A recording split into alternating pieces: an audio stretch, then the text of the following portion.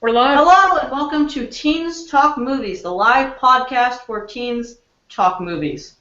I'm your host, Katie H. Hollander, and I'm also joined here by the wonderful RJ Carey. Nice to meet y'all. Alright, so let's jump right into the movie news today. So we've got plenty of stuff to talk about. Oh yeah. Ton of stuff on the news. In fact, Spider-Man is going to be joining the Avengers. I first heard that. Yes, it was recently announced by Sony and Marvel that Spider-Man would be coming back to Marvel as Andrew Garfield has been kicked out, and a new Spider-Man standalone movie has been announced for 2017. Spider-Man will appear in multiple Marvel movies, so RJ, what are your thoughts on this news? Well, you know what? WTF. And I'm just going to say that right now, because you know what? Spider-Man, I mean, his new movie, well, first of all, Andrew Garfield, I think he did a pretty good job with Spider-Man. It was okay. I kind of actually, I agree with kicking him out. I think he was mediocre in that position. But I'm focusing on, him joining the Avengers. That's just surprising. Like, I never would have, I don't know how it's going to turn out. You know, just personally for me looking at it, I'm actually OMG all the way. So what we do here on the show is we do OMG or WTF, whether we like it or we don't. He doesn't like it for some reason. I am absolutely 100% game. While I love the first Amazing Spider-Man, I thought it was a great movie. Yeah, it was. Second one, it dropped off a bit. There was a lot of stuff that crammed in. Obviously, Sony's not doing the best they can with Spider-Man. Marvel is able to help them out, and then we get better Spider-Man movies. Not to mention we can get Spider-Man in the Avengers. That would be pretty darn cool. Yeah, I mean, so I'm gonna I pulled up a couple articles. This one from Screen Crush. I kind of agree with this. I'm just gonna read some of this. Just gonna paraphrase.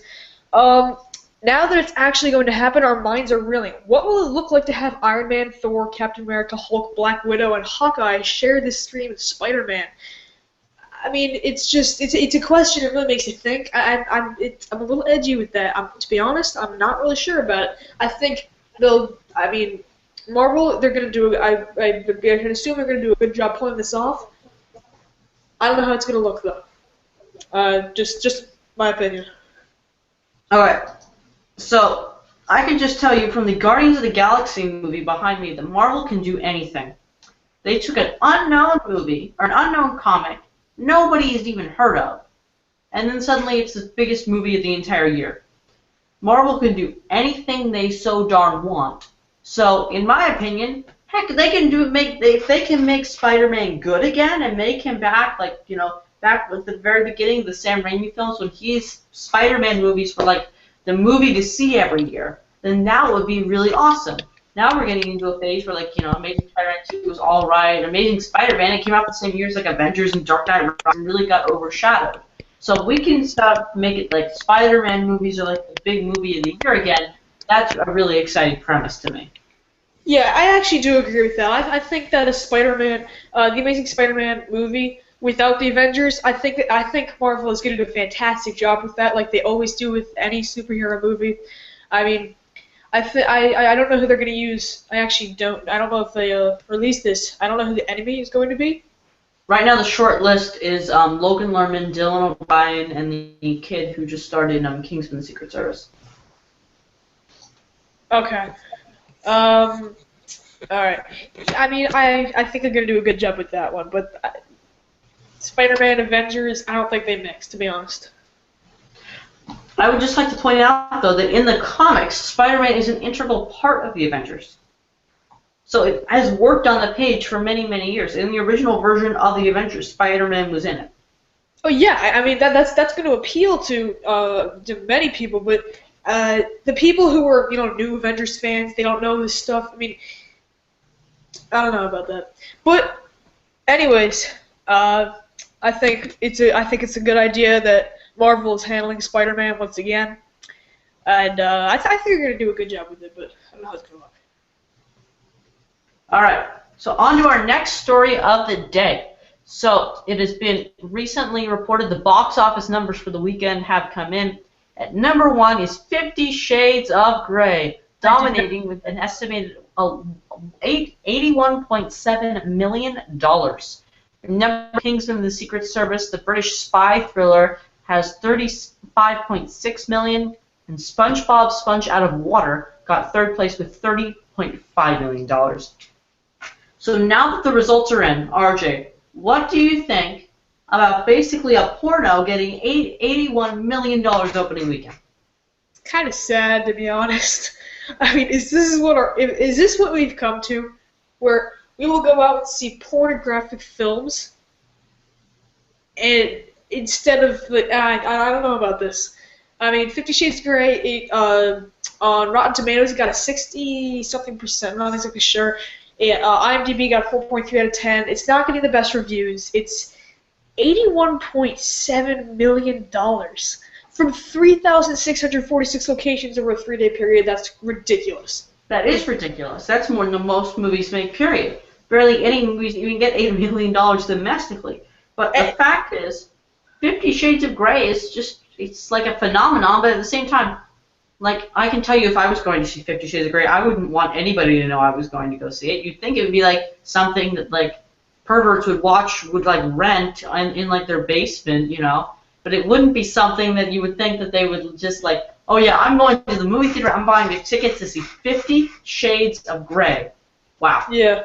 Yeah, and, I mean, that number, they easily trumped, in 2010, Valentine's Day came out over President's Day weekend. It only made $56.3 million. And that, well, yeah, it's a whole Valentine's Day sort of thing, you know. Valentine's Day, let's go see, you know, people have sex, yay. But at the same time, I mean, Valentine's Day movies have always generally been romantic. This smashed a ton of Valentine's Day records.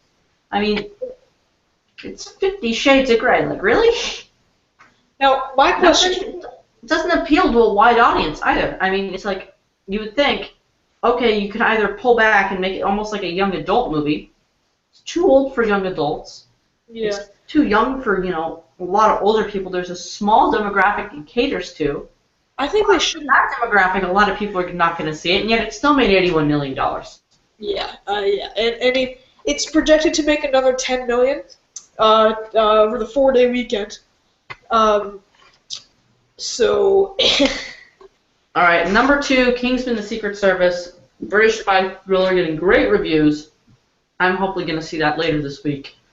I'm happy it actually got $35 million, because you would think with 50 Shades of Grey overshadowing it, it wouldn't get any money at all. Yeah. But at least it got something. And then SpongeBob Sponge Out of Water, can anybody explain to me why it's actually making any money? I know, right? Well, I mean, it's a good movie, though. Yeah, I don't like the whole idea of 3D animation of SpongeBob. I think they should just stick to how SpongeBob has always been. The majority of the movie, from what I've heard, is actually 2D. No, I know, but they're using 3D animation instead of layer over layer animation that you use in the television series. Yeah. So, and I definitely think it's a throwback to the original SpongeBob movie, where SpongeBob and people are mixing. I love when they do that, the composite. That was a good movie. Well, for a SpongeBob movie. Moving on. So we have 3 movies. Yeah, we're kicking along. We have 3 movies that are coming out, and the trailers were just released. Well, not that recent. Well, yes. So yeah, we're gonna be just our thought. Crimson Peak and Regression just basically came out, so the 2 of us will analyze and discuss the trailers and give our thoughts, what we thought of Aloha, Regression, and Crimson Peak. So let's start with Aloha. Oh yes. This is Cameron Crowe's next film. It stars Bradley Cooper. He's a military contractor. He gets totally fired by a guy played by Alec Baldwin. So he has to go back to where he originally started in Hawaii, and he has to try to get a name for himself again. Sort of like a rom-com, you could kind of say. So, RJ, what were your initial thoughts on this trailer? Would you OMG or would you WTF this trailer? I would OMG. I think this movie, I mean, even just for a teaser trailer, I think this movie's gonna be really good. I'm really excited about this. I mean, Bradley Cooper is on a roll lately. He's just pumping out good movies one after another. I mean, I'm really excited about this one. What do you think? I'm also very excited. Cameron Crowe's one of my favorite directors. Jerry Maguire and We Bought a Zoo are both phenomenal movies. He's a great director. And, you know, anything with Emma Stone, especially after she did Birdman, she was fantastic in Birdman. And she's just on a roll lately, basically. Ever since Amazing Spider-Man 2, she's just done all these really good indie movies. Even Magic in the Moonlight with Woody Allen. She's working with all these great directors, gaining all this knowledge as a young actress. So I'm really excited for her. Bradley Cooper, obviously, I mean, he's like the dude in Hollywood now. He's, you know, now he has an Oscar nomination for American Sniper. He's rolling along quite nicely. So I'm really, really excited for this movie. Yeah, and you know, I said this before we went live. I mean, you know, this movie, it's nice to see some more movies involving military, even though this is not necessarily hard combat. It's just, I think the military really it involves a much more deeper what do you call it? Aura, if you will. Anyway, moving on. So, Crimson Peak. This movie, the trailer just came out. Yeah. So, here's a quick plot summary. In the aftermath of a family tragedy, an aspiring author is torn between love for her childhood friend and the temptation of a mysterious outsider. Trying to escape the ghost of her past, she is swept away to a house that breathes, bleeds, and remembers. And that was from the production team. So let's just get started by saying I don't like horror movies. Neither do I. I'm not a big horror movie fan.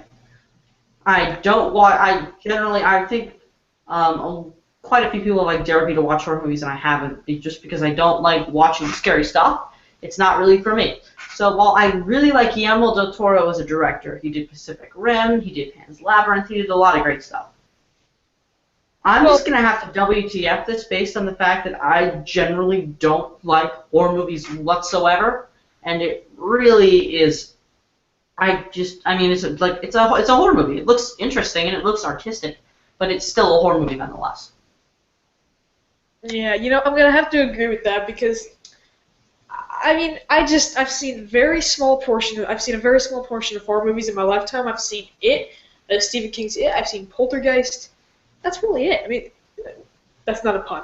I mean, I don't like horror movies. They just don't appeal to me. I mean, because it's the same thing. Like, I have a friend of mine who he loves horror movies. He loves anything that scares the crap out of him. I mean, you know, he loves doing roller coasters. It just doesn't appeal to me. This movie, it has a good cast. You know, it has Tom Hiddleston, Jessica Chastain. I mean, it's a pretty good cast. She was in Alice in Wonderland. I like the cast. Yeah, Charlie Hunnam is in it as well. It just, I don't know about it. Moving on. So our next movie is Regression. Regression, another sort of don't really get a feel for what it's about in the trailer. It's with Ethan Hawke and Emma Watson, and it's about this detective trying to figure out something about Emma Watson's character. I have a couple summaries right here, actually. One of these is from the production tape. So, set in Minnesota in the 1980s, Regression tells the story of a man who is arrested and accused of having sexually abused his daughter. I didn't get that in the trailer. Although he doesn't remember anything. Yeah, although he doesn't remember anything from the event, he pleads guilty. With the help of a psychologist, he'll relive those moments and eventually accuse a policeman of having participated in the crime. Meanwhile, the local media hints the possibility that everything could have been a satanic cult doing. That I did get in the trailer. I got the whole thing. Because from Emma Watson, she looked, you know, it's like a thriller, and it looks like a pretty scary thriller. I actually knew about this movie before the trailer came out, and I was decently excited for it. I just saw Boyhood. Ethan Hawke's great in that. Emma Watson, I just saw the perks of being a wallflower. She's great in that. They're both absolutely fantastic actors, and I knew they both were doing it, so I was excited just for that reason alone. And also the director was interesting, you know, sort of a Middle Eastern director. But as soon as I saw the trailer, a bit like Crimson Peak, I'm not the biggest fan of scary movies, and this looks like a scarier sort of thriller. So I'm just going to have to WTF it based on that. It looks like it's decent acting, but it also looks so much like all the things like, I'm dying, help me, I'm dying. You know, it looks like that's continuous. So Yeah. I'm getting tired of those movies, so I'm going to have to WTF this. Yeah. And so it's a 59-second trailer with like 50 seconds of actual film. It really, as we said, it doesn't say much, but I would have to say, I'm not really sure if I would OMG or WTF this one. I think honestly, I'm not sure. There's not enough criteria for me to really decide, but just reading I'm going to have to agree with Kane a little bit, because it does look like a scary thriller, and that just doesn't appeal enough about it yet to really make a decision. So I'm not sure about that. Alright. So now we have reached the portion of the show where we discuss the movies that we have seen in this past week. Just movies that we've, checked out or whatever that we can recommend to other people. Alright, so RJ, you go first. What movies have you checked out this week? Well, this is not a recent one. This is a classic. I've seen it several times. Last night I was just flipping through the channels and I saw Titanic. I watched it from start to end. I'm pretty... One of my favorites of all time. So, yeah. I'm pretty sure most of you guys out there have seen this movie. It's one of... I was lucky to... It's a little nostalgic, if you will, because the last time I saw it was like 3 years ago. And, geez, it makes me feel old, and I'm only 14 anyway. But, yeah. So that movie, there's really nothing much more to talk about. I'm sure all of you have seen it. But it's a good movie. Fantastic movie. I remember, I watch it all the time. I own it. It holds up fantastically well. Yeah. How about you? All right. So what I ventured out to see last night, a small little indie theater with a ton of old people, I ventured out to see Whiplash, the new movie with J.K. Simmons and Miles Teller about this drummer and his drum teacher who's an idiot, and then he has to learn how to cope with his drum teacher. Oh my gosh, nominated for a ton of Oscars. I couldn't more. This film was fantastic. Extremely well done. It's very short. It's only an hour and a half, so it doesn't feel like a long thing for a moviegoer. I saw it like Boyhood the night before, and that was like So this was a really nice film, and it was really nice and quick. The beginning is a bit more like tense, a bit more like but at the very end, there's a few twists that happen at the very end that I can't spoil, but it just makes the viewer so giddy and so excited. You're like, come on, what's next? Oh yeah! It really gets you excited about the material. It's a very visceral experience. Anyway, it's definitely one that I would recommend, and it probably will get quite a few Academy Awards on the Oscars, which are coming on Sunday. Yeah, definitely. And also, College Humor on YouTube, they posted a spoof on the trailer. That was really funny. It's called and it had Weird Al Yankovic in it. It was called Weird Al Gets Whiplashed. Really funny, but just go watch the movie. The movie is really good. It's really good drama. I mean, incredible acting with J.K. Simmons. I got Oscar nom. He's gonna win. Oh yeah, definitely. I mean, if he doesn't, well, yeah, he's won. He won at the SAGs. He won at the Golden Globes, and out of all the what performances I see in that category? I saw Duvall. I saw Ethan Hawke. I think that's it because I didn't see Mark Ruffalo. But I saw Edward Norton in Birdman. He was by far the best. Yeah. His performance was by far the most gritty, the most unnerving, and you really got multiple sides to his character while still feeling like you're a total jerk, dude. Yeah. So speaking of the Oscars, let's talk about the Oscars. Yes, let's talk about the Oscars. So the Oscars are coming on next Sunday. I don't know if we'll have another one of these things out next week so we can talk a bit more in depth about it. But So yeah, the Oscars are coming out next Sunday. Neil Patrick Harris is hosting. That'll definitely be interesting. He's a really funny guy. He did the Tonys a few years, How I Met Your Mother. Yeah. He's a laugh. But as for the Best Picture race, it's really coming down to between Birdman and Boyhood. I'm torn against which one I think is going to win. I haven't seen either of those movies, but they're both. I don't know. I have to tell you though, this got a lot of flack. The one thing that really annoyed me when the Oscar noms came out was Best Animated Picture. Oh, Lego Movie. Yeah. Yeah, your poster's back there. That was the big snub this year at the Academy Awards. Besides, even like there were a few surprises, but the biggest snub, the Lego Movie, which everyone expected to win, didn't even get nominated. And I initially was not excited for the Lego Movie. I thought it looked stupid, very honestly. However, when I saw that movie, I was like, oh my gosh, this is amazing. Yeah. Yeah. That and Big Hero 6 were by far the best animated films of the year. I can't believe it didn't get nominated. Yeah, it's still just, it's kind of, I don't know. So, who do you think is going to win actor in lead role? The noms are Steve Carell for Foxcatcher, Michael Keaton for Birdman, Bradley Cooper for American Sniper, Eddie Redmayne for Theory of Everything, and Benedict Cumberbatch for The Imitation Game. So right now it's a two-horse race between Redmayne and Keaton. Having seen both of those films, I thought Redmayne was a lot better in Theory of Everything. Yeah. He was. That was a really good movie. That was cool. Academy is most likely going to give it to Michael Keaton. They like giving career Oscars. They like to reward people for an entire career. Michael Keaton definitely deserves it. He was Batman. He was Beetlejuice. He's done a lot of great films over the years. He's never even gotten nominated. He 100% deserves to win for his career. However, in terms of the performance in the film, Eddie Redmayne as Stephen Hawking was just so captivating. Yeah. So let's not forget actresses. Who do you think was the best actress in leading role? So I've only seen one in this category.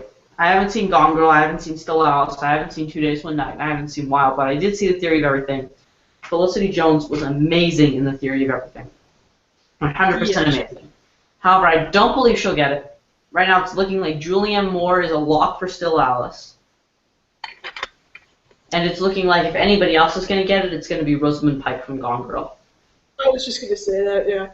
Gone Girl, that did really well. I think, Didn't get a lot of Oscar nominations. That was the only one for Best Actress. Everyone thought it would get Screenplay and Best Picture and a few other nominations, but only Actress, which was surprising, but still, she was fabulous in that movie. I've heard she was fabulous in that movie. Yeah. So, well, I don't think we have to go over actors in supporting roles. Well, yeah, why not? So we got J.K. Simmons, Whiplash, obviously. Robert Duvall, Judge. Mark Ruffalo, Foxcatcher. That's very obvious. Ethan Hawke in Boyhood. Edward Norton, Birdman. All right. So just J.K. Simmons is going to win. Yeah. If he doesn't. Basically, everything I've been hearing, the Golden Globes, the SAGs, everyone's going for J.K. Simmons, having just seen Whiplash. He's amazing in that movie, 100%. However, I'm really happy to just see Robert Duvall get nominated. It didn't look like he would get nominated. He was fantastic in The Judge. That was one of my favorite films that came out last year and got no recognition, so I'm glad that Duvall got nominated. Yeah. But if J.K. Simmons doesn't win, then Neil Patrick Harris really did decide the Oscars. Dang it. Oh, I had a rim shot sound effect ready for that. Didn't work. Forget it. Alright. Actress in supporting role. We still have about 5 minutes left. Yeah. So, yeah, let's go into supporting actress, then we can talk about directing, and then we should be good. So we have Patricia Arquette in Boyhood, Laura Dern in Wild, Keira Knightley in The Imitation Game, Emma Stone in Birdman, and Meryl Streep in Into the Woods. She played a very odd role. So what have I seen? I saw Birdman, I saw Boyhood, I saw Into the Woods, I saw Imitation Game. Who was the other one besides those four? Wait, did you see Boyhood? Patricia Arquette? Yeah, I saw Boyhood, I saw Birdman, I saw Imitation Game, and I saw the other one, which was Into the Woods. What was the other one? Laura Dern, Wild. Oh, wow, I didn't see that. That was a big surprise that she got into this category, but just looking at it, it's obvious Patricia Arquette's going to get it. For a while, it was a two-horse race between her and Emma Stone. Uh-huh. I thought Emma Stone was fantastic in Birdman. However, Patricia Arquette got a lot of recognition from the Golden Globes, got recognition from the SAG Awards. Definitely she's going to get it. Yeah. And then, all right. Do you want to go over the rest of the noms, or? Let's go over Best Directing before we finish. Ah, cool. Alrighty. Alright, so Best Directing, we have Alejandro Iñárritu for Birdman, Richard Linklater for Boyhood, Morton Tildum for The Imitation Game, Bennett Miller for Foxcatcher, and Wes Anderson for The Grand Budapest Hotel. So right now it's a two-horse race between Alejandro Iñárritu and Richard Linklater. Mm-hmm. My 2 cents is on Iñárritu getting it. Really, it's like the two guys. It's like the long shoot or the long shot, with Birdman being shot in one shot and Boyhood being shot over the course of 12 years. I think they're going to give it to Iñárritu. Boyhood was a really well-made film, however, Birdman was just so masterful. Just the storytelling of the film was very, very well done. The dialogue was witty. The acting was great. In my opinion, that's the film that's going to get directing. I think that's the one that's going to get the most recognition with. Yeah. I think it'll get Best Picture, Directing, Actor. I think it'll get all the big awards. I totally agree with that. Everything word for word. I totally agree with that. All right. So that just about wraps up this episode of Teens Talk Movies. So thanks for listening in. And we'll be back. So thanks for listening in to this episode of Teens Talk Movies. Make sure to check out my YouTube channel on youtube.com/buzzaboutmovies. And then make sure to check out my YouTube channel. I don't upload frequently, but it's youtube.com/landmarkfilm. All right. Thank you, guys. Yeah, make sure to check that out. We'll hopefully have another one of these things out next week. Hopefully RJ will be returning. I definitely know I will. And hopefully we'll be able to get a few other people to come on in here. All right. All right. This has been an episode of Teens Talk Movies. Thanks, guys.